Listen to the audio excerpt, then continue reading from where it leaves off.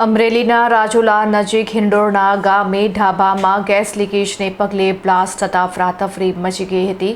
આ ઘટનામાં 6 લોકો ગંભીર રીતે ઇજાગ્રસ્ત થતા તેઓને સારવાર અર્થે હોસ્પિટલમાં ખસેડવામાં આવ્યા છે।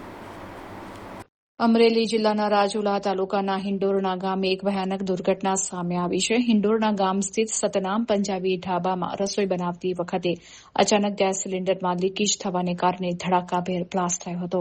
આ સિલિન્ડર બ્લાસ્ટને પગલે ઢાબામાં જોતજોતામાં ભીષણ આગ ફાટી નીકળી હતી।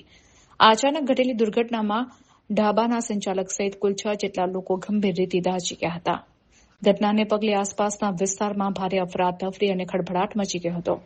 સ્થાનિકો તરત જ મદદ માટે દોડી આવ્યા હતા અને આગ ઉપર કાબુ મેળવવાનો પ્રયાસ કર્યો હતો। આ ઘટનાની જાણ થતાં જ રાજુલા પોલીસ અને સ્થાનિક વહીવટીતંત્રનો કાફલો તાત્કાલિક ઘટના સ્થળ ઉપર દોડી આવ્યો હતો। ઇજાગ્રસ્ત તમામ 6 લોકોને તાત્કાલિક ધોરણે વધુ સારવાર અર્થે નજીકની ખાનગી હોસ્પિટલ ખાતે ખસેડવામાં આવ્યા છે। વહીવટીતંત્ર અને પોલીસ દ્વારા ઘટના સ્થળે પહોંચીને આગ કઈ રીતે લાગી તે અંગે કાયદેસરની તપાસ હાથ ધરવામાં આવી છે।